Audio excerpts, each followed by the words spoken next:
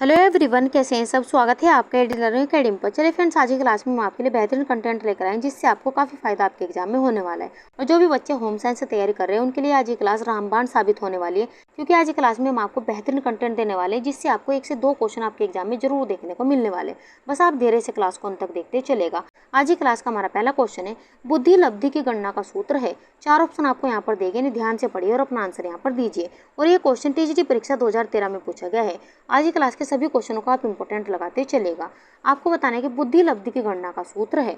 Option यहाँ पर देखें तो दूसरा ऑप्शन हमारे यहाँ पर सही होगा, मानसिक आयु बटे वास्तविक आयु गुणा 100।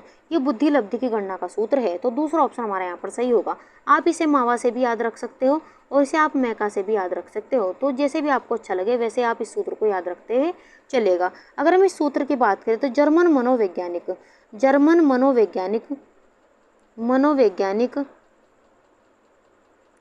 मनोवैज्ञानिक विलियम स्टर्न के द्वारा यह सूत्र दिया गया था। विलियम स्टर्न के द्वारा यह सूत्र दिया गया था, ये भी आप नोट करते हैं चलेगा। आगे बढ़ जाते हैं अगले क्वेश्चन की और। क्वेश्चन नंबर 2, खाली स्थान। रक्त वर्ग वाला व्यक्ति सार्वभौमिक दाता कहलाता है। ऑप्शन आपको देगा ए रक्त वर्ग, बी रक्त वर्ग, ए बी रक्त वर्ग या ओ रक्त वर्ग। ये भी क्वेश्चन टीजीटी परीक्षा 2013 में पूछा गया है। आपको बताने कि कौन से रक्त वर्ग वाला व्यक्ति सार्वभौमिक दाता कहलाता है। ऑप्शन यहाँ पर देखें तो अगर हम सार्वभौमिक दाता की बात करें तो ओ रक्त वर्ग वाला व्यक्ति कहलाता है। यहाँ पर हमारा चौथा ऑप्शन यहाँ पर सही होगा। जिन लोगों के पास ओ रक्त प्रकार होता है वे सच्चे सार्वभौमिक दाता होते हैं, कारण उनकी लाल रक्त कोशिकाओं में एंटीजन नहीं होता है। तो इनमें एंटीजन नहीं होता है, इसलिए वे किसी अन्य समूह को रक्तदान कर सकते हैं, यानी कि किसी को भी रक्तदान कर सकते हैं। अगर हम यहाँ पर बात करें, यहाँ पर दिया गया ए बी वर्ग समूह। अगर ए बी वर्ग समूह की बात करें तो सार्वभौमिक, ये भी क्वेश्चन पूछा जा चुका है, तो सार्वभौमिक प्राप्तकर्ता तो सार्वभौमिक प्राप्तकर्ता ए बी रक्त वर्ग वाले आते हैं, ये भी आप नोट करते ही चलेगा। सार्वभौमिक दाता की बात करें तो ओ रक्त वर्ग आएगा, तो यहाँ पर हमारा चौथा ऑप्शन सही होगा। आगे बढ़ जाते हैं अपने अगले क्वेश्चन की और। क्वेश्चन नंबर 3, एंटीबॉडीज किसके विरुद्ध लड़ते हैं। ऑप्शन आपको यहाँ पर दिए गए हैं, वातावरणीय दशाएं, पोषक पदार्थों की कमी, संक्रमण या विपत्ति। आपको बताना है कौन सा ऑप्शन यहाँ पर सही होगा। अगर हम बात करें तो एंटीबॉडीज किसके विरुद्ध लड़ते हैं, तो ये संक्रमण के विरुद्ध लड़ते हैं। यहाँ पर हमारा तीसरा ऑप्शन यहाँ पर सही होगा। एंटीबॉडीज प्रोटीन होते हैं जो शरीर की रक्षा करते हैं। जब कोई अवांछित पदार्थ शरीर में प्रवेश करता है, प्रतिरक्षा प्रणाली द्वारा उत्पादित एंटीबॉडीज इन अवांछित पदार्थों को शरीर से खत्म करने के बाद बांधते हैं। ये भी आप नोट करते चलेगा, तो तीसरा ऑप्शन हमारे यहाँ पर सही होगा। आगे बढ़ जाते हैं अपने अगले क्वेश्चन की और। क्वेश्चन नंबर 4, पेशियों में थकावट किसके जमा हो जाने से होती है। ऑप्शन आपको देंगे citric acid, carbon dioxide, acetic acid या लैक्टिक एसिड। ये भी आप महत्वपूर्ण प्रश्न लगाते ही चलेगा। आपको बताना है कि यहाँ पर पेशियों में थकावट किसके जमा हो जाने से होती है। जल्दी से आप अपना आंसर यहाँ पर दीजिए। ऑप्शन यहाँ पर देखें तो चौथा ऑप्शन हमारे यहाँ पर सही होगा, पेशियों में थकावट लैक्टिक एसिड के जमा हो जाने से होती है, तो चौथा ऑप्शन हमारे यहाँ पर सही होगा। किसी भी पेशी के बार बार कार्य करने, संकुचन तथा प्रसारण से पेशी में थकान हो जाती है, क्योंकि पेशियों में बार बार संकुचन एवं प्रसारण से पेशियों में संचित ऊर्जा समाप्त हो जाती है और उस स्थान पर एक अनावश्यक अम्ल लैक्टिक अम्ल का निर्माण हो जाता है। आराम करने से पेशियों में लैक्टिक अम्ल एकत्रित नहीं हो पाता है, फलतः पेशियों की थकान दूर हो जाती है। ये भी आप नोट करते ही चलेगा, तो चौथा ऑप्शन हमारे यहाँ पर सही होगा। आगे बढ़ जाते हैं अपने अगले क्वेश्चन की और। क्वेश्चन नंबर 5, मनुष्य में रेक्टम एक तंत्र का भाग है जो संबंधित है। ऑप्शन आपको देगा पाचन तंत्र, परिवहन तंत्र, उत्सर्जन तंत्र या शोषण तंत्र। पीजीटी परीक्षा 2013 में क्वेश्चन यहाँ से पूछा गया है। आपको बताना है कि मनुष्य में रेक्टम एक तंत्र का भाग है जो संबंधित है, तो किससे संबंधित है। अगर हम यहाँ पर बात करें तो ये यहाँ पर पाचन तंत्र से संबंधित है। यहाँ पर हमारा पहले ही ऑप्शन यहाँ पर सही होगा, रेक्टम यानी कि मलाशय। ये भी आप नोट करते हैं चलेगा। एक तंत्र है जो कि पाचन तंत्र में बड़ी आंत का अंतिम हिस्सा है, तो ये बड़ी आंत का अंतिम हिस्सा है। रेक्टम पाचन के बाद खराब चीजों को शरीर से बाहर निकालने का काम करता है। मानव और कुछ अन्य स्तनधारियों का मलाशय सीधा स्ट्रेट होता है। मानव का मलाशय 12 सेंटीमीटर से 14 सेंटीमीटर लंबा होता है, तो ये 12 से 14 सेंटीमीटर होता है। ये भी आप नोट करते ही चलेगा। आगे बढ़ जाते हैं अपने अगले क्वेश्चन की ओर। क्वेश्चन नंबर 6, रक्त किस प्रकार का उत्तक है। ऑप्शन आपको दिए गए उपकला उत्तक, संयोजी उत्तक, तंत्रिका उत्तक या पेशीय उत्तक।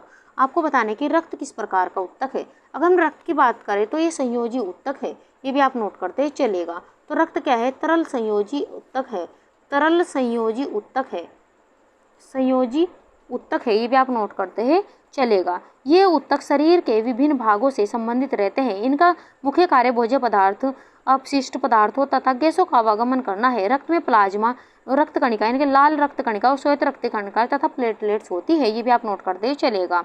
आगे बढ़ जाते हैं अपने अगले क्वेश्चन की ओर। क्वेश्चन नंबर 7, रक्त शर्करा का स्तर और ऑक्सीजन नियंत्रित होता है। ऑप्शन आपको दे एड्रिनल ग्रंथि द्वारा, पिट्यूटरी ग्रंथि द्वारा, थायराइड ग्रंथि द्वारा या इनमें से कोई नहीं। आपको बताना है कि रक्त शर्करा का स्तर ऑक्सीजन नियंत्रित होता है तो किसके द्वारा नियंत्रित होता है, ये आपको बताना है। ऑप्शन यहाँ पर देखें तो यहाँ पर हमारा पहले ऑप्शन यहाँ पर सही होगा, एड्रिनल ग्रंथि के द्वारा। रक्त शर्करा का स्तर और ऑक्सीजन एड्रिनल ग्रंथि के द्वारा नियंत्रित होता है। एड्रिनल ग्रंथियां उदर गुहा में स्थित वृक्कों के ऊपर एक एक टोपी की तरह स्थित होती है।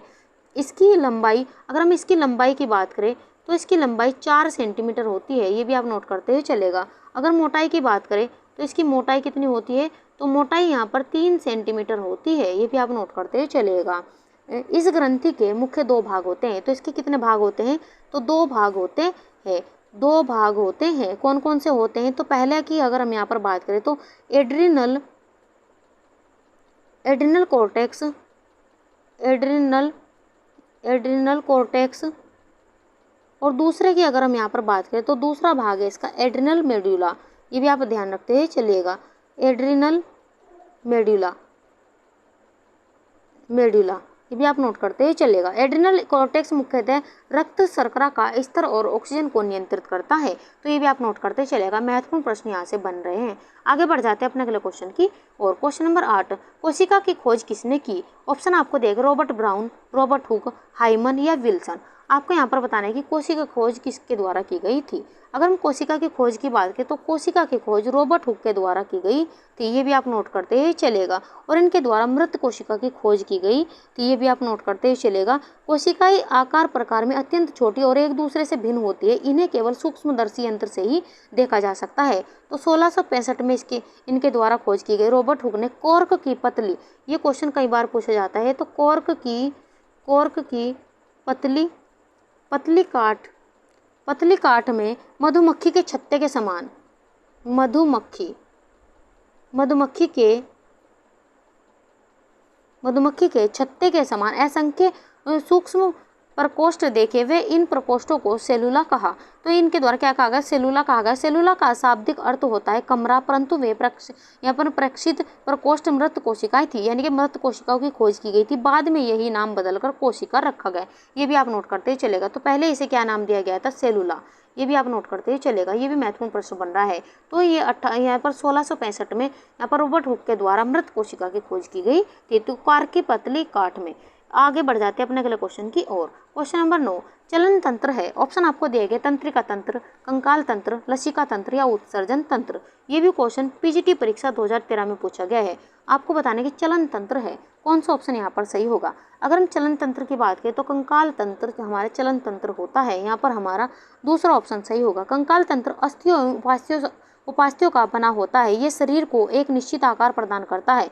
अस्थियां मांसपेशियों के नीचे स्थित होती है तथा मांसपेशियां चर्म से ढकी होती है। अगर शरीर से चर्म तथा मांस हटा दिया जाए तो एक अस्थि पंजर दिखता है तथा जिसे अस्थि कंकाल कहते हैं। इन्हीं कंकाल तंत्र से हम चलते हैं, ये भी आप नोट करते ही चलेगा, इसलिए कंकाल तंत्र को चलन तंत्र कहा जाता है। आगे बढ़ जाते हैं अपने अगले क्वेश्चन की ओर। क्वेश्चन नंबर 10, वार्डरोब शब्द दर्शाता है। ऑप्शन आपको दिए गए तंत्रिका तंत्र, कपड़ों का संग्रह, कपड़ों की देखभाल या कपड़ों की दशा। आपको यहाँ पर बताना है कि यहाँ पर वार्डरोब शब्द दर्शाता है, तो क्या दर्शाता है ये आपको बताना है। तो यह कपड़ों का संग्रह दर्शाता है, यहाँ पर हमारा दूसरा ऑप्शन सही होगा। वार्डरोब शब्द कपड़ों का संग्रह को दर्शाता है। और ये कब की बात है, यहाँ पर 14वीं शताब्दी, ये भी आप नोट करते ही चलेगा, यानी कि 14वीं सदी या शताब्दी। शुरुआत में वार्डरोब शब्द अंग्रेजी भाषा में सामने आया। यह पुराने फ्रांसीसी शब्द वार्डरूबे और गार्डेरोब से उत्पन्न हुआ है। तो ये आप याद करते चलेगा कि वार्डरोब, वार्डरूबे और गार्डेरोब से उत्पन्न हुआ है, जिसमें वार्डर का अर्थ है रखना। अगर हम इसके वार्डर के अर्थ की बात करें तो वार्डर का अर्थ क्या है, यहाँ पर रखना, ये भी आप नोट करते चलेगा। और यहाँ पर रोबे का अर्थ है परिधान। एक अलमारी एक स्थायी कोठरी जिसका उपयोग कपड़ों को संग्रहित करने के लिए किया जाता है। तो वार्डर का अर्थ होता है रखना और रोबे का अर्थ होता है परिधान। ये भी आप नोट करते ही चलेगा। तो ऑप्शन हमारा दूसरा यहाँ पर सही होगा, कपड़ों का संग्रह। आगे बढ़ जाते हैं अपने अगले क्वेश्चन की ओर। क्वेश्चन नंबर 11, टाइफाइड रोग का कारण है। ऑप्शन आपको देगा प्लाज्मोडियम, साल्मोनेला टाइफी, स्पेक्ट्रोकोकस टाइफी या इनमें से कोई नहीं। पीजीटी परीक्षा 2013 में ये क्वेश्चन यहाँ से पूछा गया है। आपको बताना है कि टाइफाइड रोग का कारण है, कौन सा ऑप्शन यहाँ पर सही हो। अगर हम टाइफाइड रोग के कारण की बात करें तो दूसरा ऑप्शन हमारे यहाँ पर सही होगा, साल्मोनेला टाइफी। ये हमारा यहाँ पर दूसरा ऑप्शन यहाँ पर सही होगा और यह एक प्रकार का जीवाणु है। ये भी आप नोट करते ही चलिएगा क्योंकि कई बार क्वेश्चन पूछा जाए। टाइफाइड रोग को मियादी बुखार, मोती झरा भी कहते हैं। तो इसे क्या कहते हैं, मियादी बुखार या यहाँ पर मोती झरा भी कहते हैं। मोती झरा भी कहते हैं।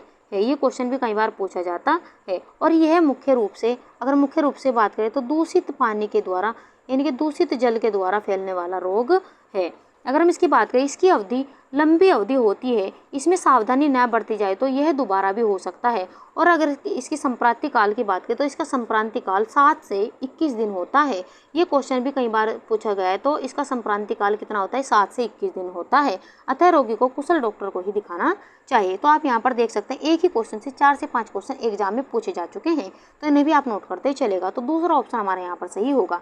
आगे बढ़ जाते हैं अपने अगले क्वेश्चन की ओर। क्वेश्चन नंबर 12, टीबिया प्रमुख हड्डी है। ऑप्शन आपको दिए गए सिर की, छाती की, पैर की या हाथ की। आपको यहाँ पर बताना है कि टीबिया प्रमुख हड्डी है। अगर हम टीबिया हड्डी की बात करें तो ये पैर की हड्डी है। यहाँ पर हमारा तीसरा ऑप्शन यहाँ पर सही होगा। टीबिया फिबुला का यहाँ पर समीपस्थ सिरा फीमर से तथा दूरस्थ सिरा यहाँ पर घुट्टी की अस्थि से संधि करता है। टीबिया को अंतरजंघिका भी कहते हैं। ये भी आप नोट करते ही चलेगा। ये दोनों पैरों में एक एक ही संख्या में उपस्थित होती है। इस प्रकार पैरों में टीबिया की संख्या 2 होती है, यानी कि एक पैर में एक हड्डी होती है, यानी कि 2 होती है इन दोनों पैरों में, यानी कि 2 हड्डी, इनकी संख्या 2 होती है।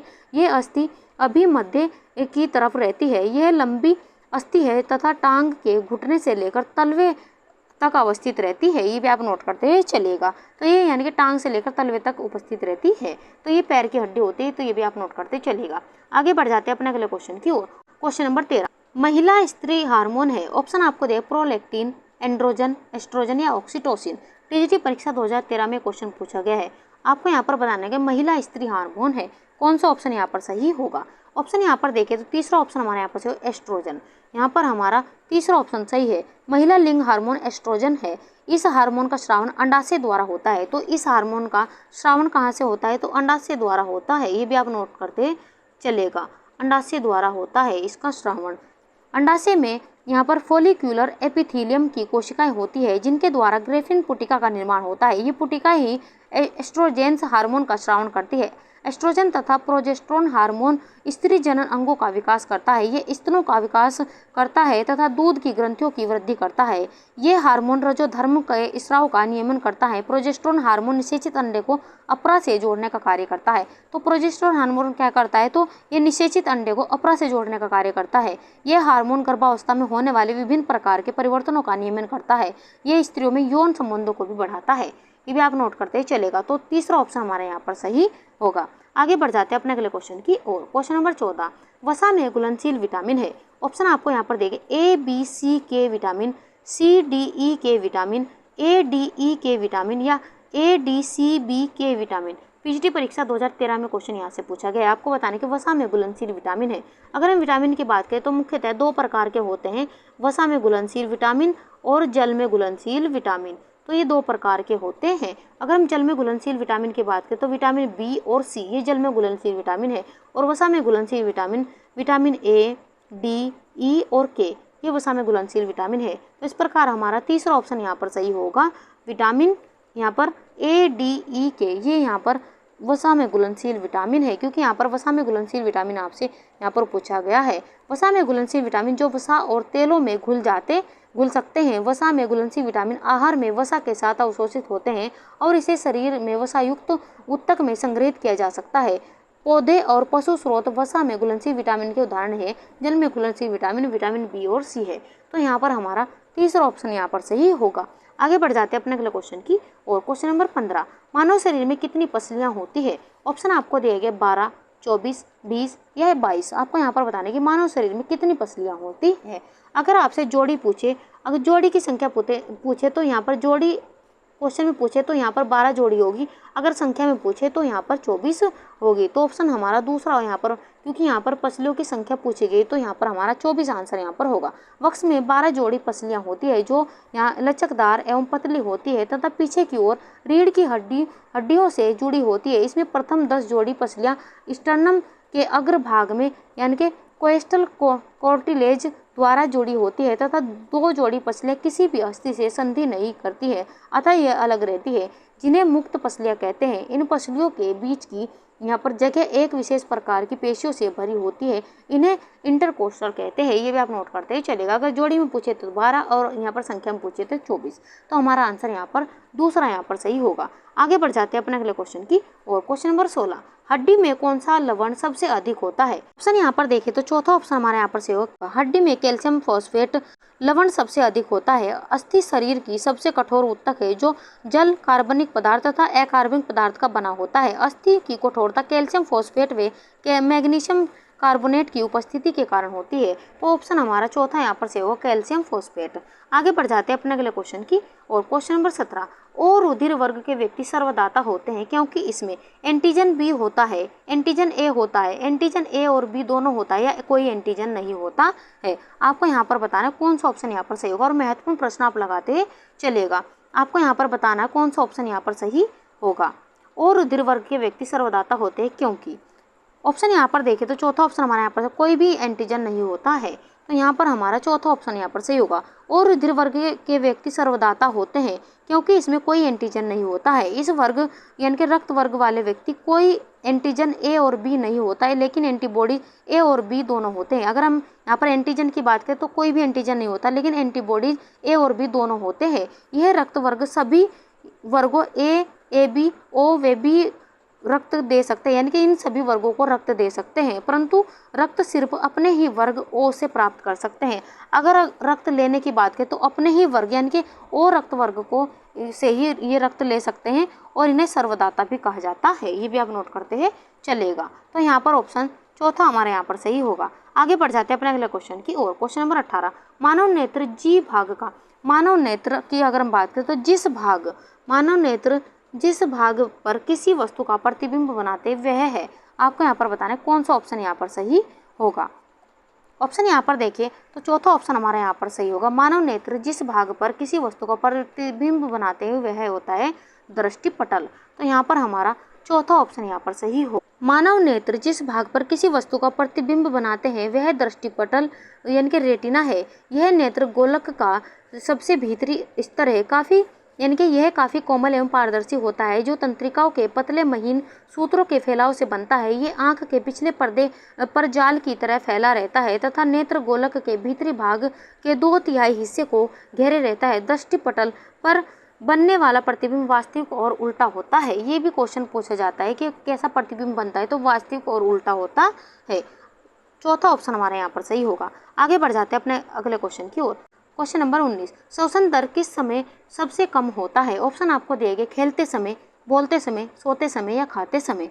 आपको यहाँ पर बताना है कि श्वसन दर किस समय सबसे कम होता है। ऑप्शन यहाँ पर देखें तो सोते समय श्वसन दर सबसे कम होती है। यहाँ पर हमारा तीसरा ऑप्शन यहाँ पर सही होगा। सामान्यतः श्वसन क्रिया की दर शरीर में ऑक्सीजन संबंधी आवश्यकता अनुसार घटती बढ़ती रहती है। शारीरिक श्रम, व्यायाम आदि के समय कोशिकाओं एवं ऊतकों को अधिक कार्य करना पड़ता है। इस प्रकार श्वसन दर बढ़ जाती है। इस कारण श्वसन दर बढ़ जाती है, जिससे यानी कि इसके ठीक विपरीत निद्रा तथा विश्राम की अवस्था में कोशिकाओं में अत्यधिक कार्य नहीं करना पड़ता, जिससे उसमें यानी कि उन्हें अत्यधिक ऑक्सीजन की आवश्यकता नहीं होती। फलतः सांस लेने एवं छोड़ने की क्रिया सामान्य हो जाती है और श्वसन दर सामान्य हो जाती है। ये भी आप नोट करते चलेगा। तो श्वसन दर सबसे कम होती है सोते समय। आगे बढ़ जाते हैं अपने अगले क्वेश्चन की ओर। क्वेश्चन नंबर 20, लिगामेंट यानी स्नायु जोड़ता है। ऑप्शन आपको दे हड्डी को हड्डी से, पेशी को उपास्थि से, पेशी को पेशी से या हड्डी को पेशी से। आपको बताना है कि लिगामेंट जोड़ता है तो किससे जोड़ता है ये आपको बताना है। अगर हम लिगामेंट की बात करें तो रेशेदार संयोजी ऊतक है जो हड्डी को हड्डी से जोड़ता है। तो पहले ऑप्शन हमारा यहाँ पर सही होगा। तो पहले ऑप्शन के साथ में यहाँ पर जाने वाले हैं। अगर हम कंडरा की बात करें यानी कि टेंडन की बात करें, अगर हम टेंडन की बात करें तो टेंडन हड्डी को पेशी से जोड़ता है। तो हड्डी को पेशी से जोड़ता है टेंडन यानी कि कंडरा। ये भी आप नोट करते चलेगा। ये अलग अलग क्वेश्चन है। लिगामेंट हड्डी को हड्डी से जोड़ता है और टेंडन ये हड्डी को यानी कि पेशी से जोड़ता है। आगे बढ़ जाते हैं अपने अगले क्वेश्चन की ओर। क्वेश्चन नंबर 21, पैर की उंगलियों को पंखे के समान फैलाना है। ऑप्शन आपको दिया गया है सहज क्रिया, समन्विकृत, आकुंचन या इनमें से कोई नहीं। आपको यहाँ पर बताना है कि पैर की उंगलियों को पंखे के समान फैलाना है, कौन सा ऑप्शन यहाँ पर सही होगा? तो ये होती है सहज क्रिया। यहाँ पर हमारा पहले ऑप्शन यहाँ पर सही होगा। पैर की उंगलियों को पंखे के समान फैलाना सहज क्रिया है। यह एक जन्मजात प्राकृतिक क्रिया है। इस क्रिया को न तो कोई पूर्वगामी अथवा सहचारी चेतन अनुभव होता है और न ही यह व्यक्ति की इच्छा के बस में ही रहता है। तो यहाँ पर हमारा पहले ऑप्शन यहाँ पर सही होगा। आगे बढ़ जाते हैं अपने अगले क्वेश्चन की ओर। क्वेश्चन नंबर 22, निम्नलिखित में से किस कोशिका को सुसाइडल बैग के नाम से जाना जाता है? ऑप्शन आपको देख सेंट्रोसोम, राइबोसोम, माइटोकॉन्ड्रिया, लाइसोसोम। आपको यहाँ पर बताना है कि सुसाइडल बैग के नाम से किसे जाना जाता है। ऑप्शन यहाँ पर देखें तो आत्मघाती थैली यानी कि यहाँ पर सुसाइडल बैग के नाम से जाना जाता है लाइसोसोम को। यह कोशिका में छोटी छोटी पुटिकाओं के रूप में पाए जाते हैं। इसमें कई प्रकार के जल अपघटीय एंजाइम पाए जाते हैं। ये सभी एंजाइम शर्कराओं, लिपिडों, न्यूक्लिक अम्ल वे प्रोटीन का अपघटन कर उन्हें छोटे अणुओं में खंडित कर देते हैं। इन्हीं के द्वारा कोशिका की विभिन्न संरचनाओं का पाचन और अपघटन होता है। ये लाइसोसोम को आत्मघाती थैली या सुसाइडल बैग के नाम से भी जाना जाता है। तो यहाँ पर हमारा चौथा ऑप्शन यहाँ पर सही होगा। आगे बढ़ जाते हैं अपने अगले क्वेश्चन की ओर। परकिंजे के तंतु होते हैं। ऑप्शन आपको दे हृदय में, मस्तिष्क में, नेत्रों में या यकृत में। पीजीटी परीक्षा 2013 में क्वेश्चन यहाँ से पूछा गया है। फ्रेंड्स आज की क्लास में आप देख ही रहे कि कितने महत्वपूर्ण प्रश्न हम आपके लिए लेकर आए हैं। आपको बताने की परकिंजे के तंतु होते हैं, कौन सा ऑप्शन यहाँ पर सही होगा? ऑप्शन यहाँ पर देखें तो यहाँ पर हमारा पहले ऑप्शन यहाँ पर सही होगा हृदय में। यहाँ पर हमारा पहला ऑप्शन सही है। परकिंजे के तंतु हृदय में होते हैं। पुरकिंजे तंतु हृदय में उपस्थित कोशिकाओं का एक विशेष जाल है जो विद्युत आवेगों को संचालित करने में सहायता करता है। ये विशिष्ट हृदय पेशी कोशिकाएं हैं और सामान्य हृदय पेशी कोशिकाओं से भिन्न होती है। ये तंतु नीले के या अंतर्हृदय कला के साथ हृदय संबंधी आवेगों के तेजी से संचालन में सहायता करते हैं। तो पहले ऑप्शन हमारे यहाँ पर सही होगा। आगे बढ़ जाते हैं अपने अगले क्वेश्चन की ओर। क्वेश्चन नंबर 24, वर्णांध व्यक्ति किस रंगों में भेद नहीं कर सकता है? ऑप्शन आपको दिए हरा और पीला, लाल और पीला, सभी रंग या लाल और हरा। आपको बताने के वर्णांध व्यक्ति किन रंगों में भेद नहीं कर सकता है। ऑप्शन यहाँ पर देखें तो लाल और हरे रंग में भेद नहीं कर सकता है। यहाँ पर हमारा चौथा ऑप्शन यहाँ पर सही होगा। वर्णांध व्यक्ति लाल और हरा रंगों में भेद नहीं कर सकता है। यह रोग ज्यादातर पुरुषों में ही होता है और महिलाओं में इसकी संख्या कम होती है। वर्णांधता रेटिना में उपस्थित शंकु में दोष का आ जाने से होता है। यह आनुवंशिक रोग है। तो यह रोग किस प्रकार का रोग होता है? तो आनुवंशिक रोग होता है। ये क्वेश्चन भी यहाँ से एग्जाम में पूछा जा चुका है। तो आनुवंशिक रोग है। आगे बढ़ जाते हैं अपने अगले क्वेश्चन की ओर। क्वेश्चन नंबर 25, वंशानुक्रम के वाहक है। ऑप्शन आपको दिया गया केंद्रक, रजकण, जीन्स या क्रोमोसोम। आपको बताएं वंशानुक्रम के वाहक है, कौन सा ऑप्शन यहाँ पर सही होगा? ऑप्शन यहाँ पर देखिए तो यहाँ पर हमारा तीसरा ऑप्शन यहाँ पर सही होगा। वंशानुक्रम के वाहक जीन्स है। प्रत्येक कोशिकाओं के नाभिक में डोरों के समान रचना पाई जाती है जिनको क्रोमोसोम्स कहा जाता है। ये गुणसूत्र सदैव जोड़ों में पाए जाते हैं। एक संयुक्त कोष में गुणसूत्रों की संख्या 23 जोड़ी होती है। अगर हम गुणसूत्रों की संख्या की बात करें तो 23 जोड़े होते हैं, जिसमें आधा पिता द्वारा प्राप्त होते हैं और आधे माता द्वारा। प्रत्येक गुणसूत्र में छोटे छोटे तत्व होते हैं जिसमें जीन्स यानी कि जिनको जीन्स कहते हैं, जो आनुवंशिक लक्षणों के वाहक होते हैं। ये भी आप नोट करते ही चलेगा। ये क्वेश्चन भी कई बार पूछे जा चुके हैं। तो तीसरा ऑप्शन हमारे यहाँ पर सही होगा। आगे बढ़ जाते हैं अपने अगले क्वेश्चन की ओर। क्वेश्चन नंबर 26, निम्न में से शरीर का कौन सा भाग जुकाम से संक्रमित नहीं होता? ऑप्शन आपको देगा सांस की नली, फेफड़ा, नाक या उपरोक्त सभी संक्रमित होते हैं। आपको यहाँ पर बताना है कि निम्न में से कौन यानी कि शरीर का कौन सा भाग जुकाम से संक्रमित नहीं होता है। तो ऑप्शन यहाँ पर हमारा चौथा सही होगा, उपरोक्त सभी संक्रमित होते हैं। यहाँ पर हमारा चौथा ऑप्शन यहाँ पर सही होगा। सर्दी का वायरस मुंह, आंख या नाक से शरीर में प्रवेश करता है। ये ऊपरी श्वसन तंत्र में आसानी से फैलने वाला संक्रामक रोग है जो अधिकांश नलिका यानी कि नासिका को प्रभावित करता है। लेकिन जुकाम ज़्यादा हो जाए तो यह बलगम का रूप ले लेता है जो फेफड़ों को भी प्रभावित करता है। इस प्रकार हमारा चौथा ऑप्शन यहाँ पर सही होगा। आगे बढ़ जाते हैं अपने अगले क्वेश्चन की ओर। क्वेश्चन नंबर 27, जीवन रक्षक घोल निम्न अवस्था में दिया जाता है। ऑप्शन आपको दिया गया है निर्जलीकरण, सिर दर्द, बुखार या खांसी। आपको बताना है कि जीवन रक्षक घोल निम्न अवस्था में दिया जाता है। किस अवस्था में दिया जाता है? तो यहाँ पर जीवन रक्षक घोल निर्जलीकरण अवस्था में दिया जाता है। पहले ऑप्शन हमारे यहाँ पर सही होगा। शरीर में पानी की कमी होने के कारण निर्जलीकरण की स्थिति उत्पन्न होती है। शरीर में पानी की आवश्यक मात्रा अत्यंत आवश्यक है। निर्जलीकरण होने के प्रमुख कारण हैजा, अतिसार तथा पेचिश है। निर्जलीकरण की अवस्था में प्यास अधिक लगती है तथा होठ एवं गला सूखने लगता है। इससे पता चलता है कि ORS का घोल, नींबू, चीनी, नमक का घोल देना चाहिए, जिसे देने से पानी की कमी पूरी होती है। तो यहाँ पर हमारा पहला ही ऑप्शन यहाँ पर सही होगा। आगे बढ़ जाते हैं अपने अगले क्वेश्चन की और क्वेश्चन नंबर 28, निम्नलिखित में से कौन सी बीमारी एडीज मच्छरों द्वारा फैलती है? ऑप्शन आपको देगा मलेरिया, फाइलेरिया, चिकनगुनिया, इनमें से कोई नहीं। आपको बताना है कि निम्नलिखित में से कौन सी बीमारी एडीज मच्छरों के द्वारा फैलती है। अगर हम एडीज मच्छरों की बात करें तो चिकनगुनिया बीमारी फैलती है।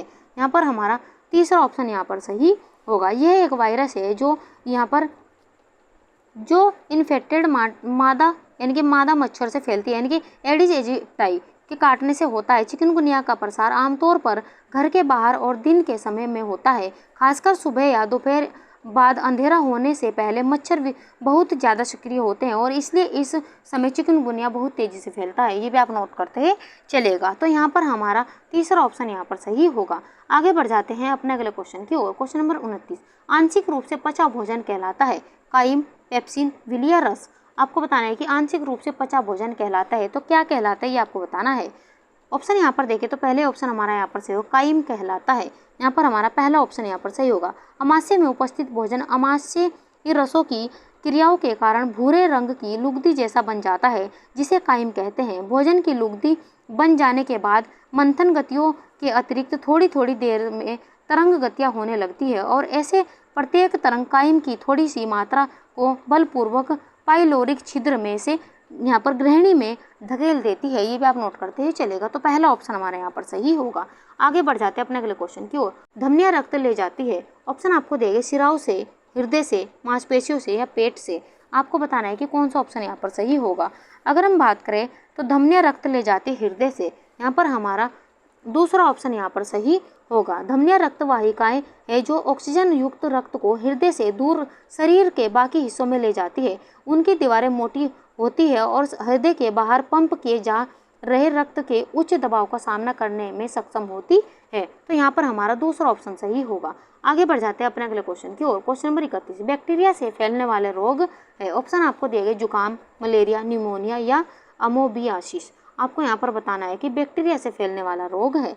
अगर हम बैक्टीरिया की बात करें तो यहाँ पर हमारा निमोनिया यहाँ पर आंसर होगा। तो यहाँ पर हम निमोनिया के साथ में जाने वाले हैं। बैक्टीरिया से फैलने वाला रोग निमोनिया है। निमोनिया आमतौर पर वायरस और बैक्टीरिया जैसे यहाँ पर स्ट्रेप्टोकोकस निमोनिया और हीमोफिल्स इन्फ्लुएंजा के कारण यानी होता है। दूसरी ओर वॉकिंग निमोनिया आमतौर पर माइकोप्लाज्मा निमोनिया बैक्टीरिया के कारण होता है।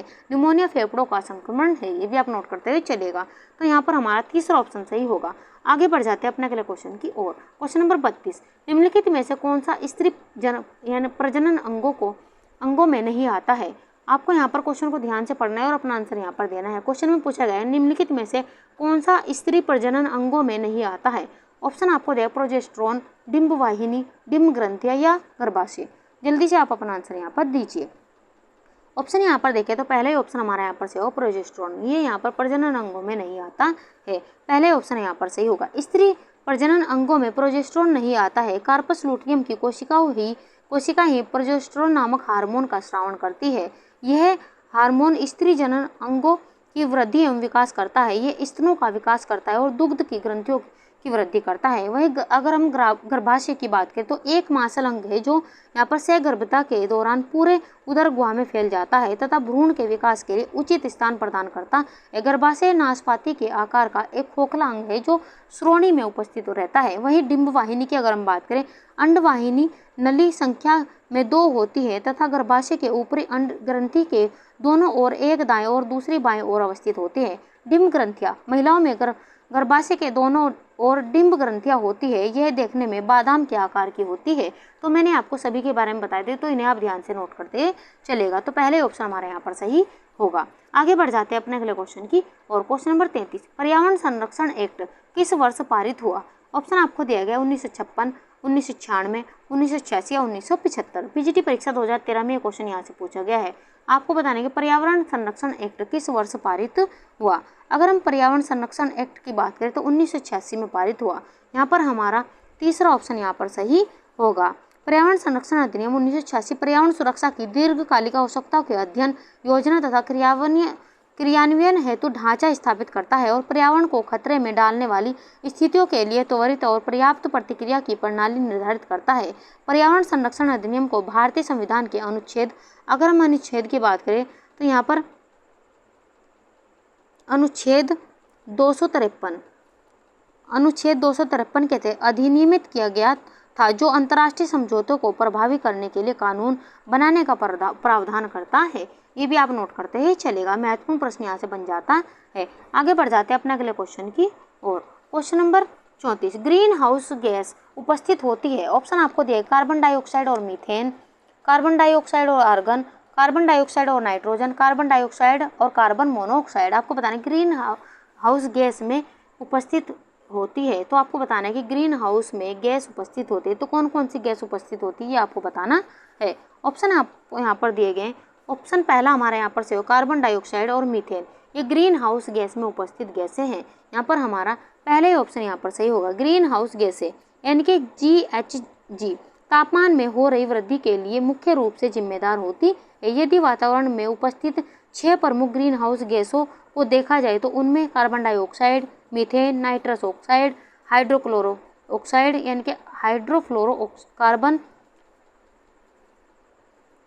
परफ्लोरोकार्बन व सल्फर हेक्साफ्लोरो शामिल है। ये भी आप नोट करते हैं। 6 प्रमुख गैसें होती है जो ग्रीन हाउस में शामिल होती है, तो यहाँ पर हमारा पहले ऑप्शन यहाँ पर से हो कार्बन डाइऑक्साइड और मीथेन।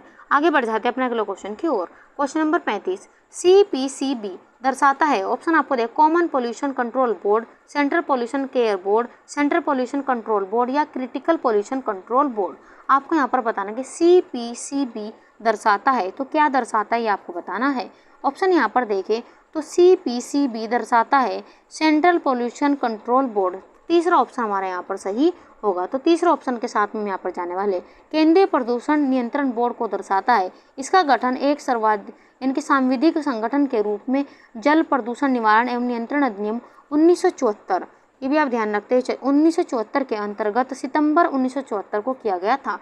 ये भी आप नोट करते हैं चलेगा। आगे बढ़ जाते हैं अपने अगले क्वेश्चन की ओर। क्वेश्चन नंबर 36, डोमेस्टिक सीवेज में अशुद्धता का प्रतिशत है। ऑप्शन आपको दिया गया है 1%, 0.1%, 0.01%, 1.1%। आपको बताना कि डोमेस्टिक सीवेज में अशुद्धता का प्रतिशत है, तो कितना प्रतिशत है आपको बताना है। ऑप्शन यहाँ पर देखें तो दूसरा ऑप्शन हमारे यहाँ पर 0.1% है। यहाँ पर हमारा दूसरा ऑप्शन सही होगा। डोमेस्टिक सीवेज में साधारण रूप से 99.9% शुद्ध जल होता है तथा शेष 0.1% में अन्य अशुद्धियाँ घुली हुई व निलंबित होती है। ये भी आप नोट करते चलेगा, तो दूसरा ऑप्शन हमारे यहाँ पर सही होगा। आगे बढ़ जाते हैं अपने अगले क्वेश्चन की ओर। क्वेश्चन नंबर 37, इनमें से कौन अल्ट्रावायलेट किरणों को सोखता है। ऑप्शन आपको दिए कार्बन डाइऑक्साइड, ऑक्सीजन, ओजोन या इनमें से कोई नहीं। आपको बताना है कि इनमें से कौन अल्ट्रावायलेट किरणों को सोखता है। जल्दी से आप अपना आंसर यहाँ पर दीजिए। ऑप्शन यहाँ पर देखिए तो तीसरा ऑप्शन हमारे यहाँ पर सही होगा ओजोन। यहाँ पर हमारा तीसरा ऑप्शन सही होगा। ओजोन की परत समताप मंडल में उपस्थित होती है, तो ये कहाँ पर उपस्थित होती है, ये भी महत्वपूर्ण प्रश्न बन जाता है। तो समताप मंडल में उपस्थित होती है। ये क्वेश्चन कई बार पूछा गया है। जो सूर्य से आने वाली पराबैंगनी किरणों को अवशोषित करती है। ओजोन, ये भी आप ध्यान रख चलेगा, ओजोन ऑक्सीजन के 3 अणुओं से मिलकर बनने वाली एक गैस है जो वायुमंडल में बहुत कम मात्रा में पाई जाती है और ये यहाँ पर सूर्य से आने वाली पराबैंगनी किरणों को यहाँ पर रोकती है। ये भी आप नोट करते हुए चलेगा, तो तीसरा ऑप्शन हमारे यहाँ पर सही होगा। ये कहाँ पर पाई जाती है, समताप मंडल में पाई जाती है। आगे बढ़ जाते हैं अपने अगले क्वेश्चन की और। क्वेश्चन नंबर 38, वायु में नाइट्रोजन। ऑप्शन आपको देगा शरीर के लिए आवश्यक है, ऑक्सीजन को पतला कर देता है, वायु की सघनता को कम करता है या खून में ऑक्सीजन को घोल देता है। आपको यहाँ पर बताना कि वायु में नाइट्रोजन, आपको बताने कौन सा ऑप्शन यहाँ पर सही होगा। ऑप्शन यहाँ पर देखिए तो ऑक्सीजन को पतला कर देता है, यहाँ पर हमारा दूसरा ऑप्शन यहाँ पर सही होगा। वायु में नाइट्रोजन ऑक्सीजन को एक सांद्रता तक पतला कर देता है जो जीवन के विकास के लिए गोल्डीलॉक्स क्षेत्र में है। इससे पौधे हरे व स्वस्थ रहेंगे। यह स्थिरीकरण, अमोनियाकरण या नाइट्रीकरण एवं विनाइट्रीकरण के लिए महत्वपूर्ण है। पृथ्वी पर सजीवों की उत्पादकता नाइट्रोजन की उपलब्धता पर निर्भर करती है। ये भी आप नोट करते ही चलेगा, तो यहाँ पर हमारा दूसरा ऑप्शन सही होगा। आगे बढ़ जाते हैं अपने अगले क्वेश्चन की और। क्वेश्चन नंबर 39, भारत के किस राज्य या केंद्र शासित प्रदेश में वायु प्रदूषण का स्तर सबसे अधिक है? ऑप्शन आपको दिए गए दिल्ली, राजस्थान, केरल या असम। महत्वपूर्ण प्रश्न आप लगाते चलेगा। ऑप्शन यहाँ पर देखें, अगर हम सर्वाधिक यहाँ पर वायु प्रदूषण की बात करें तो यहाँ पर हमारा पहले ऑप्शन यहाँ पर सही होगा, दिल्ली। आगे बढ़ जाते हैं अपने अगले क्वेश्चन की ओर। क्वेश्चन नंबर 40, जल शुद्धिकरण की रासायनिक विधियों में क्लोरीन के रूप में या किस रूप को सर्वश्रेष्ठ माना गया है? क्वेश्चन को ध्यान से पढ़िए और अपना आंसर यहाँ पर दीजिए। क्वेश्चन में पूछा गया है कि जल शुद्धिकरण की रासायनिक विधियों में क्लोरीन के किस रूप को सर्वश्रेष्ठ माना गया है? ऑप्शन आपको दिए गए chlorine gas, chlorine, bleaching powder या इनमें से कोई नहीं। जल्दी से आप अपना आंसर यहाँ पर दीजिए, कौन सा ऑप्शन यहाँ पर सही होगा? ऑप्शन यहाँ पर देखें तो यहाँ पर हमारा तीसरा ऑप्शन यहाँ पर सही होगा, ब्लीचिंग पाउडर। यहाँ पर हम तीसरे ऑप्शन के साथ में जाने वाले हैं। ब्लीचिंग पाउडर रासायनिक रूप से एक कैल्शियम ऑक्सीक्लोराइड है जो जल शुद्धिकरण में प्रयुक्त किया जाता है। इसका निर्माण बेकमैन प्लांट से किया जाता है। यह क्लोरीन जैसी तीव्र गंध वाली पीला सफ़ेद पाउडर है जो हवा के संपर्क में क्लोरीन जैसी गंध उत्पन्न करता है। यह वातावरण में उपस्थित कार्बन डाइऑक्साइड के साथ अभिक्रिया करके कैल्शियम कार्बोनेट एवं क्लोरीन का उत्पाद निर्मित करता है। ये भी आप नोट करते हुए चलेगा। तो यहाँ पर हमारा तीसरा ऑप्शन सही होगा। आगे बढ़ जाते हैं अपने अगले क्वेश्चन की ओर। Question number 41। फ्रेंड्स, हमारी वीडियो, हमारा कंटेंट अगर आपको अच्छा लग रहा हो तो लाइक सब्सक्राइब करना ना भूलें। और हमें एक उद्देश्य से क्लास लेकर आते हैं ताकि आप जल्द से जल्द अपना सिलेक्शन हो और बेहतर से बेहतर आप अपने एग्जाम में कर पाओ। मांसपेशियों में निम्न एकत्रित होने से रसायन की शारीरिक थकान उत्पन्न होती है। ऑप्शन आपको दिए गए लैक्टिक अम्ल, कार्बन डाइऑक्साइड, सिट्रिक अम्ल, नाइट्रोजन और लैक्टिक अम्ल। आपको यहाँ पर बताना है कि मांसपेशियों में निम्न एकत्रित होने से शारीरिक थकान उत्पन्न होती है। तो किसके एकत्रित होने से शारीरिक थकान उत्पन्न होती है? टीजीटी परीक्षा 2011 में ये क्वेश्चन यहाँ से पूछा गया है। तो महत्वपूर्ण प्रश्न आप लगाते चलेगा। ऑप्शन यहाँ पर देखें तो पहले ऑप्शन हमारे यहाँ पर सही होगा, लैक्टिक अम्ल। यहाँ पर हम पहले ऑप्शन के साथ में जाने वाले। आगे बढ़ जाते हैं अपने अगले क्वेश्चन की और। क्वेश्चन नंबर 42, अधिकतम मूत्र का रंग होता है। ऑप्शन आपको दिया गया लाल, काला, पीला या सफ़ेद। महत्वपूर्ण प्रश्न आप लगाते हुए चलेगा। अगर हम अधिकतम मूत्र की बात करें तो यहाँ पर हमारा तीसरा ऑप्शन यहाँ पर सही होगा, हल्का पीला होता है। यहाँ पर हमारा तीसरा ऑप्शन यहाँ पर सही होगा। एक स्वस्थ व्यक्ति के यूरिन का रंग पानी की तरह साफ या बहुत ही हल्का पीला होता है, यानी कि हल्का पीला होता है। ये भी आप नोट करते चलेगा। पीले रंग के लिए होता है, ऐसा यूरोक्रोम नामक वर्णक के कारक होता है। यानी कि किसके कारण होता है? तो यहाँ पर यूरोक्रोम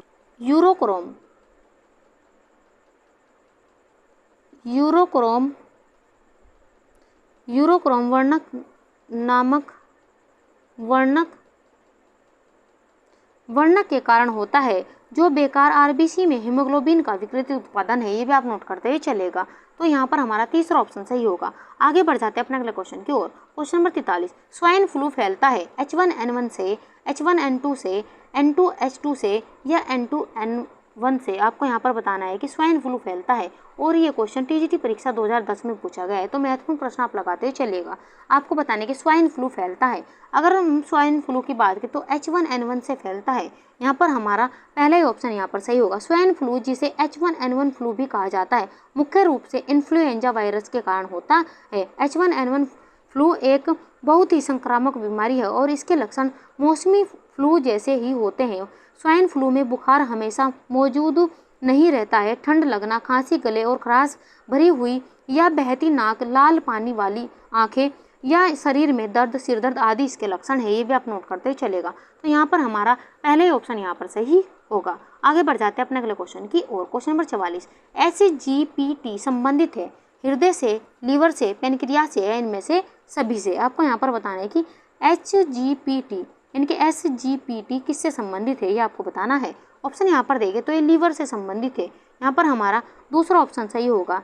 SGPT टेस्ट एक ब्लड टेस्ट है जो लीवर में बने एक एंजाइम को मापने के लिए किया जाता है, जिसे ALT कहा जाता है। इस एंजाइम को पहले सीरम ल्यूटामिक पाइरुविक ट्राइएमिनेस के रूप में भी जाना जाता है। ये भी आप नोट करते चलेगा। तो यहाँ पर हमारा दूसरा ऑप्शन यहाँ पर सही होगा। आगे बढ़ जाते हैं अपने अगले क्वेश्चन की ओर। क्वेश्चन नंबर 45, निम्न में से किसके द्वारा शरीर की गति संभव होती है? ऑप्शन आपको देगा जोड़, मांसपेशियां, हड्डियां, इनमें से कोई नहीं। टीजीटी परीक्षा 2010 में क्वेश्चन यहाँ से पूछा गया है। आपको बताना है कि निम्न में से किसके द्वारा शरीर की गति संभव होती है? तो किसके द्वारा होती है? तो मांसपेशियों के द्वारा शरीर की गति संभव होती है।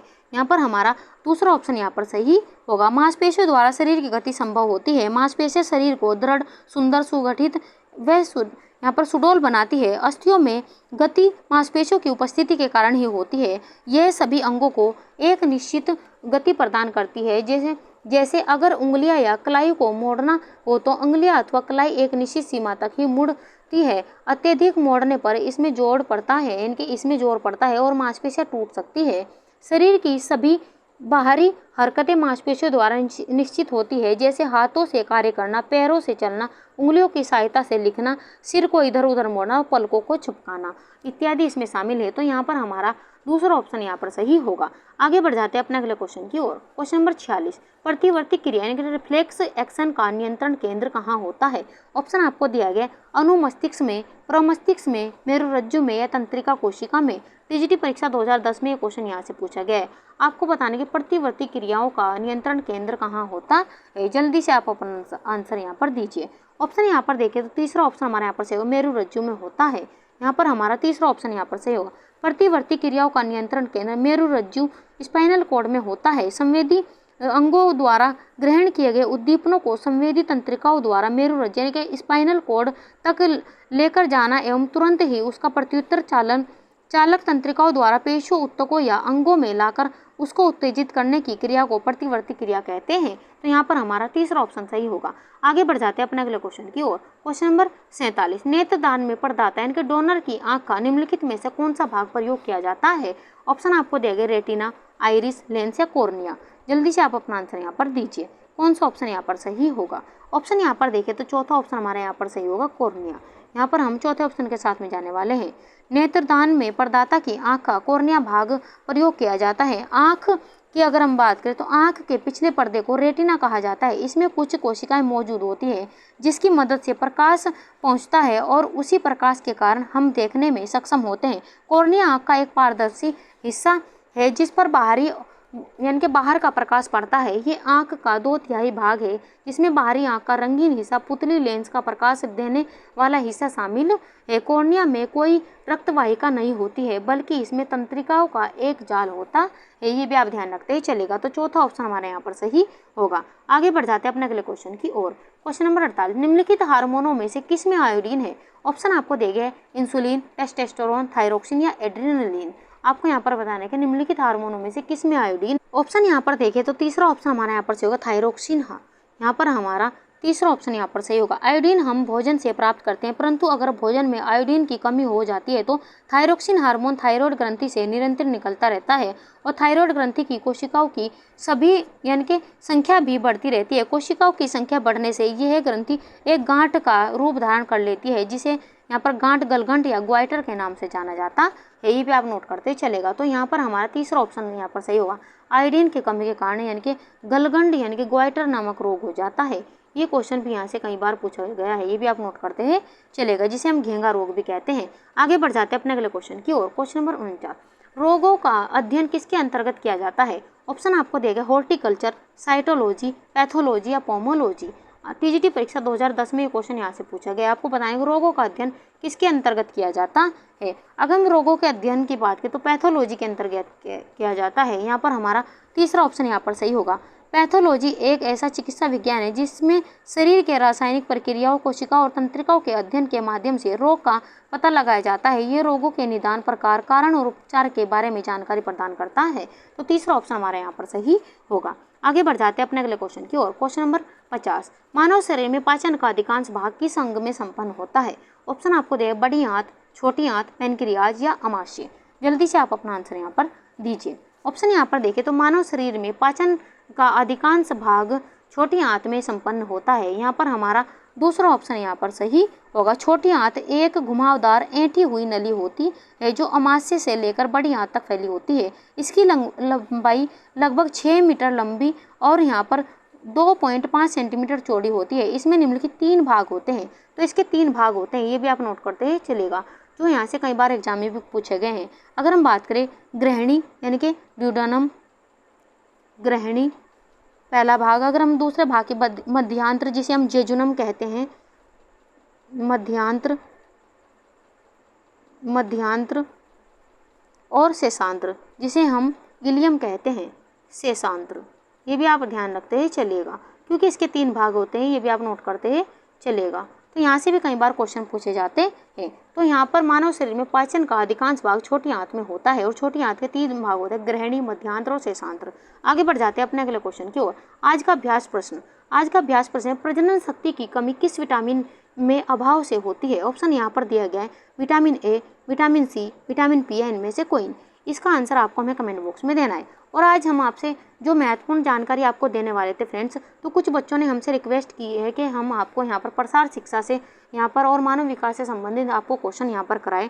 तो हम आपके लिए यहाँ पर क्लासेस लेकर आ जाएंगे। और भी बच्चे अगर किसी भी टॉपिक से क्वेश्चन पढ़ना चाहते हैं तो आप हमें कमेंट बॉक्स में ज़रूर लिखिए। और जो भी बच्चे हमसे प्रसार शिक्षा से क्वेश्चन पढ़ना चाहते हैं तो हम अगली क्लास से ही आपको प्रसार शिक्षा के महत्वपूर्ण प्रश्न आपको कराने वाले हैं। 2-3 क्लास में ही हम आपको पूरा प्रसार शिक्षा यहाँ पर कराने वाले हैं। तो अगर और भी अलग टॉपिक से आपको क्वेश्चन पढ़ने हैं तो हम एक टॉपिक से भी आप पर करा देंगे। तो हमें कमेंट बॉक्स में ज़रूर लिखें। तो जो भी बच्चे प्रसार शिक्षा से पढ़ना चाहते हैं तो हम नेक्स्ट क्लास में आपके लिए क्वेश्चन लेकर आएंगे। तो चलिए मिलते हैं अगली क्लास में। तब तक के लिए आप खुश रहिए, अपना ध्यान रखें। क्लास देखने के लिए धन्यवाद।